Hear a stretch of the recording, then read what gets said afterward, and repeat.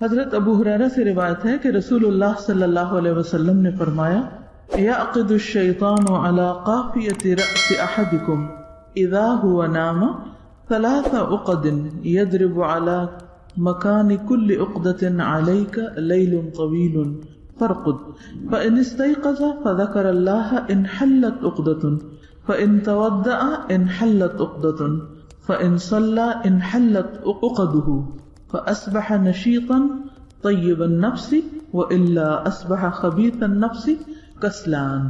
صحیح البخاری۔ شیطان تم میں سے ہر ایک کی گردن پر جب وہ سو جاتا ہے 3 گرہیں لگا دیتا ہے، ہر ایک گرہ پر پھونک مارتا ہے کہ ابھی رات بڑی لمبی ہے، سوئے رہو۔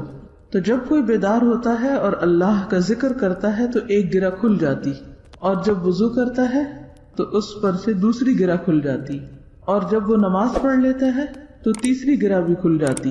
پھر وہ صبح کو حشاش بشاش خوش مزاج اٹھتا ہے، ورنہ اس کی صبح نفس کی خباثت اور سستی کے ساتھ ہوتی۔ اس کیفیت کا آپ سب نے ایکسپیرینس کیا ہوگا کہ انسان جب رات کو سو رہا ہوتا ہے تو اس کو خیال آتا ہے کہ کہیں صبح تو نہیں ہوگی، پھر کہتے ہیں نہیں ابھی کافی وقت ہے، ابھی کافی وقت ہے، اور پھر اسی میں ہی تہجد بھی چلی جاتی ہے اور بعض اوقات فجر بھی لیٹ ہو جاتی ہے۔ تو کرنا کیا چاہیے کہ جب آنکھ کھل جائے تو انسان اللہ کو یاد کرنے لگے۔ اس کا فائدہ یہ ہوگا کہ اس کے اوپر سے شیطان کا اثر دور ہوگا اور اس کو اٹھنا آسان ہو جائے گا۔ بعض کہتے ہیں نا کہ اٹھنا مشکل لگتا ہے، تو اٹھنے کی آسانی کے لیے ذکر ضروری ہے۔ حضرت حذیفہ رضی اللہ عنہ سے روایت ہے کہ رسول اللہ صلی اللہ علیہ وسلم جب جاگتے تو فرماتے الحمد للہ الذی احیانا بعدما اماتنا والیہ النشور، تمام تعریف اللہ کے لیے ہے جس نے ہمیں مرنے یعنی سونے کے بعد دوبارہ زندگی دی اور اسی کی طرف لوٹ کر جانا ہے۔ تو اس سے بھی کیا پتہ چلتا ہے کہ آپ جو صبح کے وقت ذکر فرماتے اس کے بھی مخصوص الفاظ تھے، اور پھر اس سے بھی پتہ چلتا ہے کہ سونا جو ہے وہ مرنے کی طرح ہے۔ بعدما اماتنا، یہاں نیند کے لیے موت کا لفظ استعمال ہوا، وَإِلَيْهِ النُّشُورُ، اور اسی کی طرف لوٹ کر جانا ہے، یعنی مرنے کے بعد جب جی اٹھیں گے تو اللہ کے حضور حاضر ہوں گے۔ تو ہماری روزانہ کی روٹین میں بھی کیا ہونا چاہیے کہ سونے کے بعد جب ہم جاگیں تو اللہ کے حضور حاضر ہو جائیں، اور کاموں کی طرف نہ جائیں بلکہ پہلے اللہ سے ملاقات یعنی نماز کے لیے اپنے آپ کو تیار کریں۔ موت کی جو کیفیت ہے یا موت کی جو حالت ہے وہ نیند سے صرف ظاہری صورت میں ہی نہیں مشابہ، کئی اعتبار سے اس میں شباہت ہے۔ نیند کے دوران ہماری کیفیت کیا ہوتی ہے، یعنی خواب کس قسم کے دیکھتے ہیں، نیند کی کیفیت کیا ہے، اس میں رات کے اندھیرے میں کیا بہت وحشت ہوتی ہے، بہت خوف آتا ہے، گھبراہٹ ہوتی ہے، نیند ٹھیک نہیں ہے، خواب پریشان کن ہے۔ کبھی کبھار تو سب کے ساتھ ہوتا ہے، لیکن کیا ایک ریگولر روٹین میں ایسا سب کچھ ہو رہا ہے؟ پھر یہ کہ اس میں ہمیں اطمینان اور سکون کس چیز سے حاصل ہوتا ہے؟ تو قبر میں انسان کی کیفیت ایسے ہی ہوگی جیسے بستر میں ہے، یعنی بستر بھی ایک قبر کی مشابہت رکھتا ہے۔ اور آپ نے اکثر دیکھا ہوگا کہ جب کوئی شخص سویا ہوا ہوتا ہے، سو رہا ہے اور اوپر سے رضائی اوڑی ہوئی ہے، تو دور سے اگر آپ سوئے ہوئے لوگوں کو دیکھیں اور قبرستان کو دیکھیں تو کافی حد تک شباہت ظاہر میں بھی نظر آ رہی ہوتی، اور پھر اسی طرح اس کیفیت میں بھی اور اس سکون یا وحشت کی حالت میں بھی۔ اکیلے ہونے میں عام طور پہ ڈر تو لگتا ہی ہے انسان کو، لیکن لیٹنے کے بعد انسان کے فکر کیا ہوتے ہیں، ہم کیا ہوتے ہیں، خوف کیا ہوتے ہیں، سوچیں کیا ہوتی ہیں، بے چینی کس قسم کی ہے۔ تو جس طرح دن زندگی کی علامت ہے اور رات یا نیند موت کی علامت ہے یا موت سے قریب ہے، اسی طرح زندگی کے گزرنے کے بعد یعنی دن سارا ہمارا مشغول ہوتا ہے نا، تو بہت سی باتیں رات کو سوتے وقت یاد آ رہی ہوتی ہیں، یا سونے کے بیچ میں جو آنکھ کھلتی ہے، آدھی رات کو آنکھ کھل جاتی ہے یا کسی وقت بھی آنکھ کھل جاتی، تو اس وقت ہماری کیفیت کیا ہوتی؟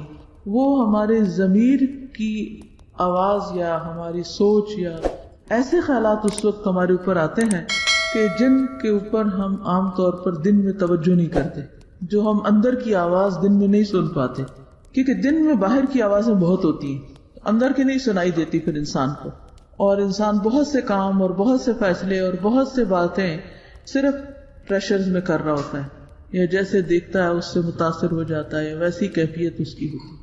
لیکن جب انسان سو جاتا ہے اور سو کے جب بیچ میں اٹھتا ہے، جب ساری دنیا سو رہی ہوتی، اس وقت انسان کو جو خیال آتا ہے اس کو خاص طور پر نوٹ کرنے کی ضرورت ہے. کیا سوچ آتی ہے، کیا کیفیت ہوتی ہے، دل کی کیا کیفیت ہوتی ہے، آس پاس کی کیفیت کے بارے میں کیا احساسات ہوتے ہیں، اللہ کی یاد کتنی آتی ہے. تو یہ سب ہمارے لیے کیا ہے، ایک لمحہ فکریہ ہے، اپنے محاسبے کا وقت ہے، اپنے جائزے کا وقت ہے، اپنے آپ کو دیکھنے کا وقت ہے.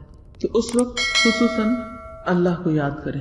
حضرت ابو ہریرہ سے روایت ہے کہ رسول اللہ صلی اللہ علیہ وسلم نے فرمایا، جب تم میں سے کوئی جاگے تو کہے الحمدللہ الذی عافانی فی جسدی ورد علی روحی وأذن لی بذکرہ. سنن الترمذی. سب تعریف اللہ کے لیے ہے جس نے میرے جسم کو عافیت دی اور مجھ پر میری روح لوٹائی اور مجھے اپنے ذکر کی توفیق دی. یعنی اس وقت اگر انسان اللہ کو یاد بھی کرتا ہے تو یہ بھی بیسیکلی اللہ کی دی ہوئی توفیق سے ہوتا ہے. جعفر بن زبیر بنی نجار کی ایک عورت سے روایت کرتے ہیں کہ میرا گھر مسجد کے آس پاس کے تمام گھروں سے اونچا تھا، اس لیے حضرت بلال اس پر چڑھ کر فجر کی اذان دیا کرتے تھے، اور اس غرض کے لیے وہ آخر شب میں میرے گھر کی چھت پر آ کر بیٹھ جاتے انتظار کے لیے، اور صبح صادق کا انتظار کرتے، کیونکہ وہاں سے دیکھنا بھی آسان ہوتا ہے نا صبح صادق. جب وہ صبح صادق دیکھتے تو انگڑائی لے کر اٹھتے اور دعا کرتے، اللہم انی احمدک استعینک علی قریش ان یقیموا دینک. اے اللہ میں تیرا شکر ادا کرتا ہوں، تجھ ہی سے مدد کا طالب ہوں قریش کے معاملے میں تاکہ وہ تیرے دین کو قائم کریں. یعنی اس وقت آپ دیکھیے کہ ان کی جو پہلی سوچ ہوتی تھی اٹھ کر، اور جو ان کے دل کے اندر ایک فکر یا ہم یا خوف ہوتا تھا یا جو ان کی تمنا یا تڑپ تھی، اس وقت وہ ان کی زبان پہ آتی اور اس کے مطابق وہ دعا کرتے. تو اس سے بھی پتہ چلتا ہے کہ جب سوتے وقت ہمیں کوئی اندیشے لاحق ہو، کسی خاص چیز کی فکر ہو، کسی خاص طرف سے پریشانی ہو، تو اللہ کے ذکر کے ساتھ اس دعا کو بھی شامل کیا جا سکتا ہے. خصوصاً وہ دعا جو پیچھے سونے کے آداب میں آپ نے پڑھی کہ جس کو پڑھنے سے پھر دعا قبول ہوتی.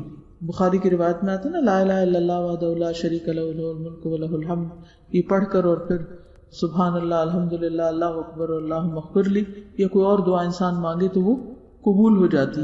تو اس وقت انسان اللہ سے دعا مانگے اپنی بھلائی کی، دین کی ترقی کی، لوگوں کی دین کی طرف آنے اور ہدایت پر قائم ہونے کی.